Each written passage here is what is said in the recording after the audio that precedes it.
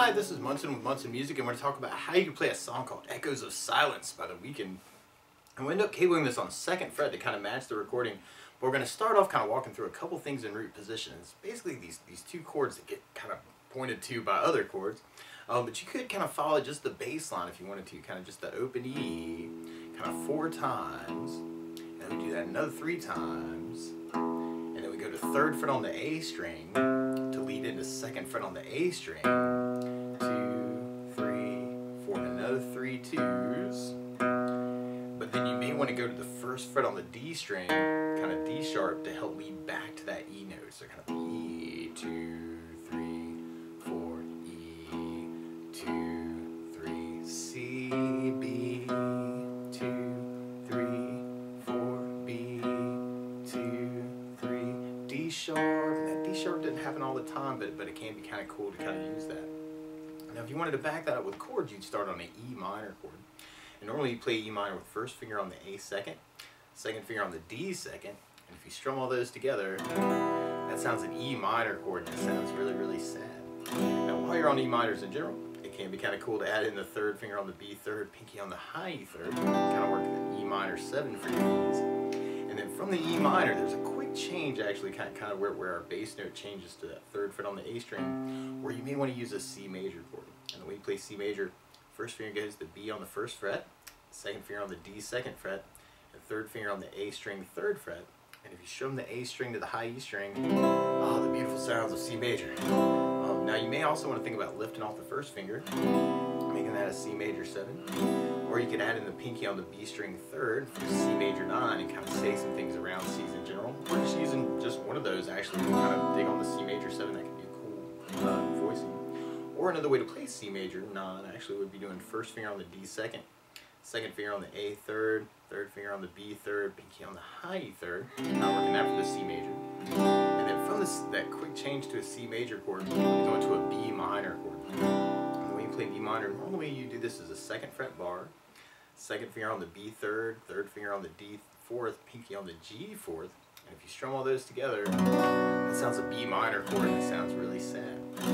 You may also want to think about lifting off the pinky, making that a B minor 7, or you could kind of work a B minor 7 a different way by doing 1st finger on the A 2nd, 2nd finger on the G 2nd, 3rd finger on the high E 2nd, kind of working that for the E minor. Or another option, especially if you're digging on the E minor 7, is to do 1st finger on the A 2nd, 2nd finger on the G 2nd, 3rd finger on the B 3rd, pinky on the high E 3rd, kind of working that for your B minor chord. And then from the B minor, actually we kind of end up doing that kind of 7 down idea until we get to that D sharp note. And when that happens, you may want to make a change to a B7. Now, you don't necessarily have to follow that change. I really think you can almost kind of cover the song with just thinking E minor and B minor. But if you want to get that B7 in there, you could do 1st finger on the D 1st fret, 2nd finger on the A 2nd fret, 3rd finger on the G 2nd, pinky on the high E 2nd fret. And if you strum the A string to the high E string, that sounds a B7 chord. Or if you're digging on the bar B minors, you may want to kind of take that B minor shape, and if you lift off the 2nd finger, dangerous finger lift, and move the pinky to the B string 4th fret, that's another way you can kind of work your B7 chord. So if we were following just that down idea, you'd have kind of E minor, 2, 3, 4, E minor, 2, 3, C, B minor, 2, 3, 4, B minor, 2, 3, B7. Or randomly, you could even set up your B minor with the 2, 3, and 4. If that makes it a little bit easier to kind of get to that B7. Might be easier 2nd finger on the A 2nd, 3rd finger on the G 2nd, pinky on the high E 2nd, to make that change. And actually, that could be kind of cool because on the E minor, you could even use the 2nd, 3rd finger. So you may want to experiment with which fingers are doing what to make those changes a little bit easier for you, just to kind of play around with that idea. Or you could use a strum pattern. And one of my favorite strum patterns for a 4/4 like this is down, down, up, up, down, up. So we took the E minor and just tried that a lot. You got down, down, up, down, down, down, down, down, down. And the weird part is when we got that E minor C and the B minor to the B7, is that change happens on the last beat. So you may want to kind of work the E minor with the down, down, up, up, and then go to the C for the last down up of the pattern before you go to the B minor. So we tried it that way. You'd have E minor with the down, down, up, E minor, down, up, C on the down, up, B minor, down, up, B minor, down, up, B7 with the down, up, E minor,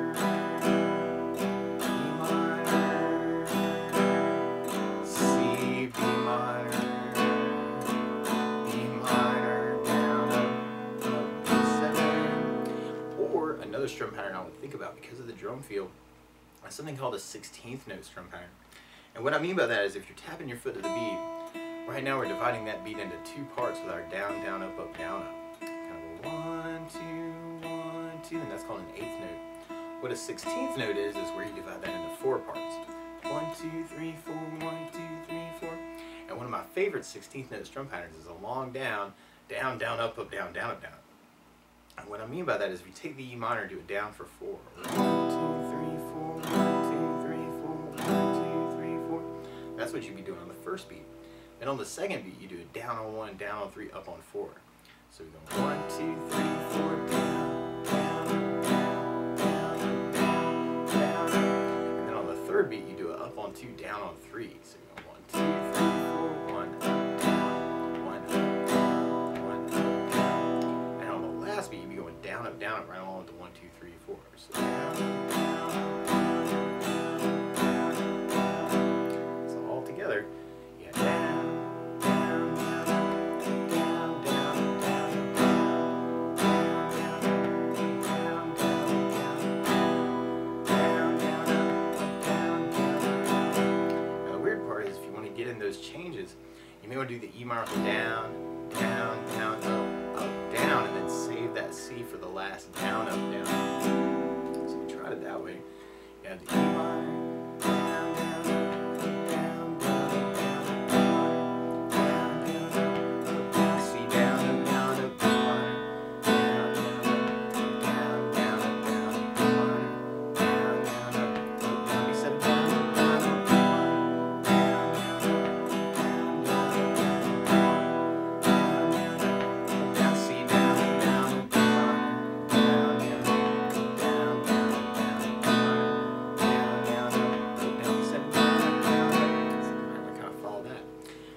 part is to play along with the Weeknd. Instead of starting on an E minor chord, they're starting on an F sharp minor chord. So to play along with the recording, what you want to do is take a capo, and if you put the capo on 2nd fret, then now your E minor is really an F sharp minor, and your C is really a D major, and your B minor is really a C sharp minor, and your B7 is really a C sharp 7. But you could kind of follow just that bass line, actually, kind of E, 2, 3, 4, E, 1, 2, 3, 3rd fret on the A, 2nd fret, 2nd, 2nd, 2, 2, 2, 1, or you can back that up with the chords. E minor, 2, 3, C, B minor, 2, 3, 4, B minor, 1, 2, 3, B7, or you could use the down, down, up, up, down.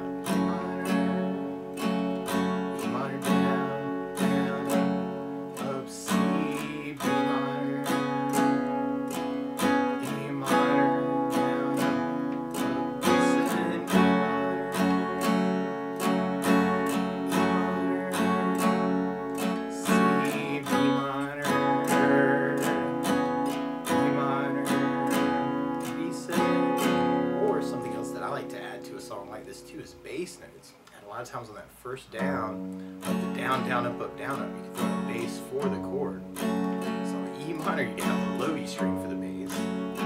On the B minor, you have the A for the bass. On the C, we have the A for the bass, and on the B7, you have the A for the bass. So we could kind of try it as a bass down, up, through the song. And you have E minor.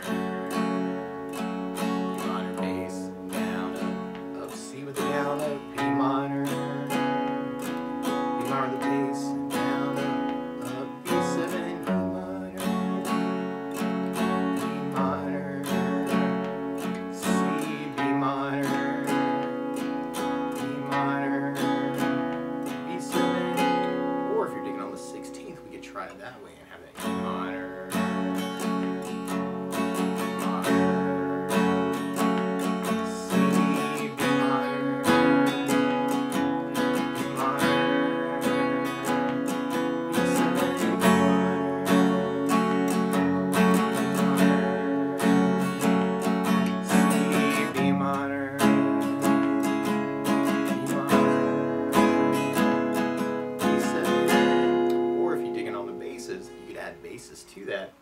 make it a bass, down, down, up, down, down, up, down, or bass, bass, down, down, up, down, down, up, down, or bass, bass, down, down, up, bass, down, up, down. Give me cool little variations of that. See, E minor, E minor, C, E minor,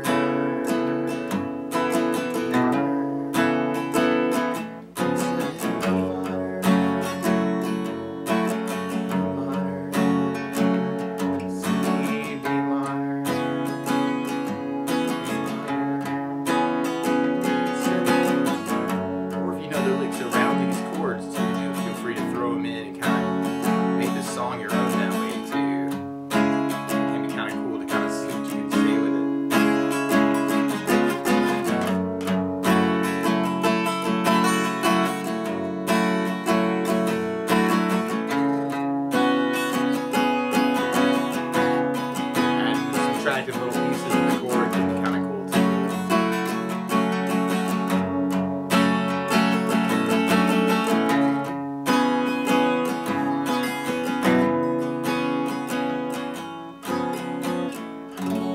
But that's the basics of how you can strum through Echoes of Silence by The Weeknd. So good luck!